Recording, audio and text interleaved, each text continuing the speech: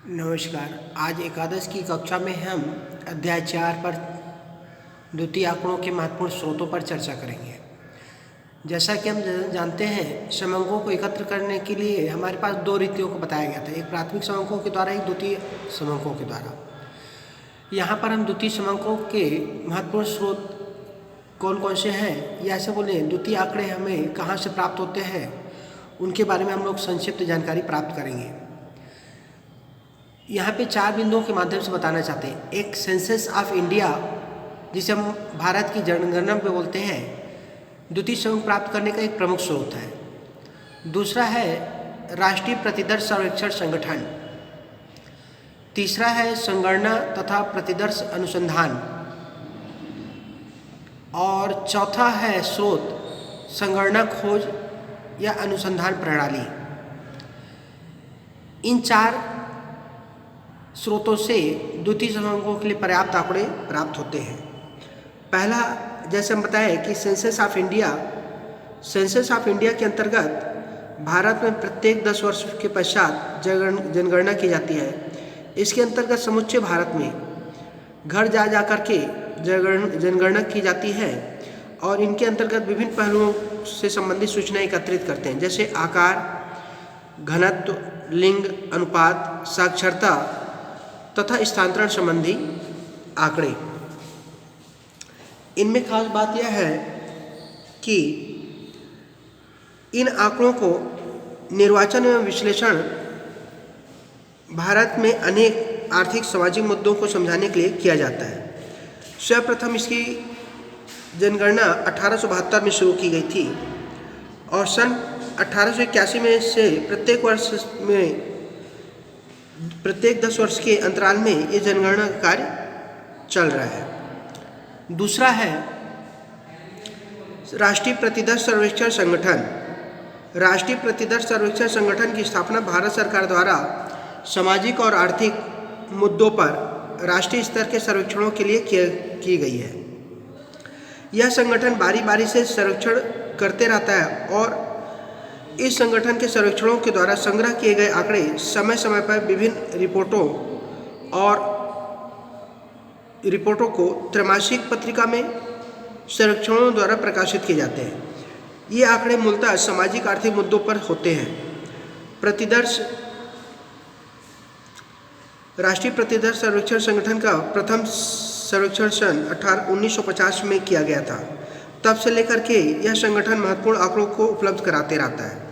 यह संगठन साक्षरता, विद्यालयी नामांकन, शैक्षणिक सेवाओं का उपयोग, रोजगार, बेरोजगारी, विनिर्माण, सेवा क्षेत्रों के उद्यमों को ऋणता, मातृत्व, शिशु देखभाल की सार्वजनिक वितरण प्रणाली इत्यादि से संबंधित सूचनाओं को एकत्रित करने का कार्य करता है। तीसरा है संगणना या प्रतिदर्श अनुसंधान।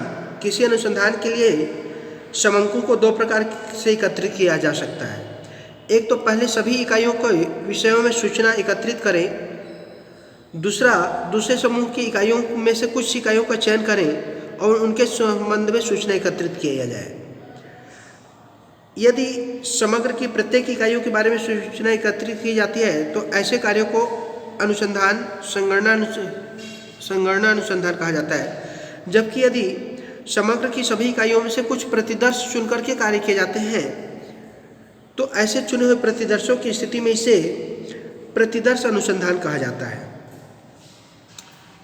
अंतिम पॉइंट आया संगणना खोज या अनुसंधान प्रणाली। संगणना खोज या अनुसंधान प्रणाली के अंतर्गत हम समग्र की प्रत्येक इकाइयों का अध्ययन करते हैं और अर्थात अनुसंधान से संबंधित समस्त समूहों की जांच की जाती है और आवश्यक सूचना प्राप्त की जाती है। उदाहरण के लिए हम लोग कक्षा 11वीं में 100 विद्यार्थी हैं और हम उनके अर्थशास्त्र विषय के प्राप्तांकों को जानने की इच्छुक हैं। ऐसी स्थिति में समग्र की 100 इकाइयों को संगणना अनुसंधान द्वारा समग्र की 100 विद्यार्थियों की सूचना प्राप्त की जाएगी। जब किसी समस्या से संबंधित पूरे समूह या समग्र की प्रत्येक व्यक्तिगत इकाइयों का विस्तारपूर्वक अध्ययन किया जाएगा और इस प्रकार के अनुसंधान संपूर्ण संगणना या संगणना अनुसंधान कहलाता है। आगे हम देखेंगे कि समग्र, निश्चित या अनंत। आगे हम ये देखेंगे कि संगणना पद्धति के गुण या दोष किस रूप में है। यहाँ पे संगणना पद्धति के कुछ गुण और दोषों को भी बताया गया है, जिन्हें हम लोग संक्षेप रूप में समझ सकते हैं। जैसे संगणना अनुसंधान पद्धति के प्रमुख 4 गुणों का उल्लेख किया गया। पहला है, संगणना पद्धति का पहला गुण यह कि समग्र की प्रत्येक इकाइयों को सूचना संकलित करने में समस्या की वास्तविक प्रकृति के संबंध में महत्वपूर्ण जानकारी प्राप्त होती है, अर्थात निर्णय लेने में बहुत सुविधाएं और आती हैं। ये इसकी पहली विशेषता। दूसरी है, इस रीति के प्रयोग से अधिक शुद्ध और विश्वसनीय आंकड़े प्राप्त किए जा सकते हैं। तीसरा है, जब इकाइयों में भिन्नता होती है तो समग्र रीति ही प्रयोग में लाई जा सकती है। संगणना पद्धति के कुछ दोष भी पाए गए हैं। इन दोषों को हम लोग इस प्रकार से जानें। संगणना पद्धति के प्रमुख दोष निम्नलिखित हैं। इस रीति के प्रयोग के समय धन एवं शक्ति का सभी अत्यधिक अपव्यय होता है।